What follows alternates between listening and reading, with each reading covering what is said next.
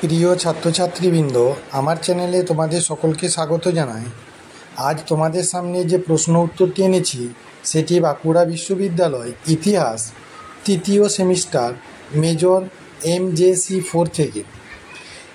এই প্রশ্নের উত্তরটি প্রথম থেকে শেষ পর্যন্ত দেখার সাথে সাথে যদি আমার চ্যানেলে নতুন হয়ে থাকো তাহলে চ্যানেলটিকে অবশ্যই সাবস্ক্রাইব করে দিও। আর যদি অন্যান্য কোনো প্রশ্ন তোমাদের প্রয়োজন হয় তাহলে আমাকে কমেন্ট বক্সে জানিও।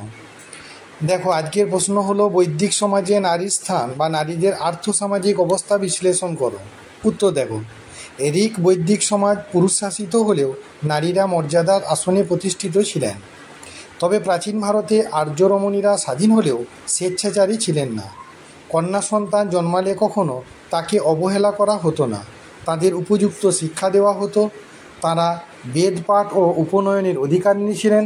পর্দা প্রথা সে যুগে প্রচলিত হয়নি। নারীরা বৈদিক মন্ত্র রচনা অধ্যাপনা করতেন, সভা সমিতির অনুষ্ঠানে অংশ নিতেন ও নৃত্য গীতে পারদর্শিনী ছিলেন। এই যুগে নারীদের উপনয়ন বা পৈতা হতো।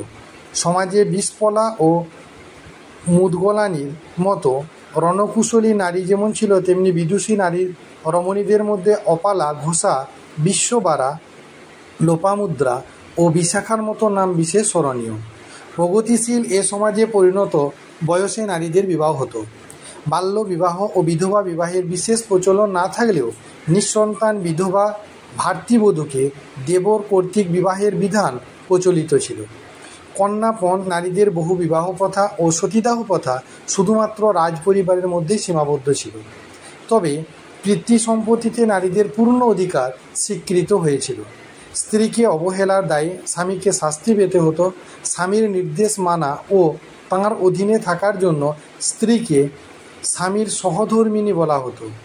পাণিনি বলেছেন, পতির সঙ্গে যজ্ঞের অংশ নিতেন বলে স্ত্রীর আর এক নাম পত্নী। নারীদের নৈতিকতার মান ছিল উঁচু। এই যুগে সাধারণ স্ত্রী ও গণিকাদের উল্লেখ পাওয়া যায়।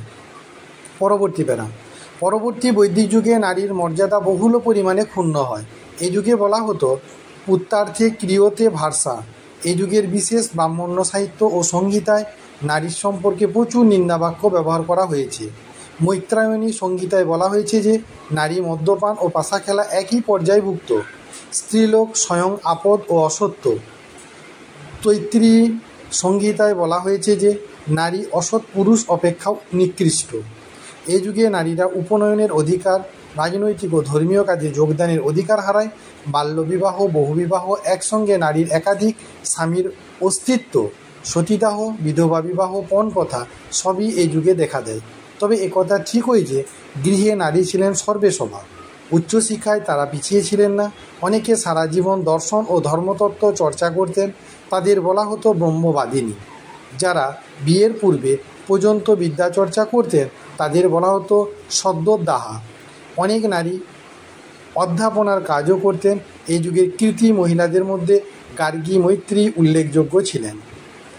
স্টিফেন নেফ তার ওমেন ইন বৈদিক কালচার নামক গ্রন্থে বৈদিক সমাজে নারীর স্থান সম্পর্কে উল্লেখ করেছেন। চতুর্বেদ ছাড়াও ব্রাহ্মণ, আরণ্যক ও উপনিষদ, সৌত্র, গৃহ ও ধর্মসূত্র প্রভৃতি সাহিত্যিক উপাদান থেকে বৈদিক সমাজে নারীর স্থান সম্পর্কে জানা যায়।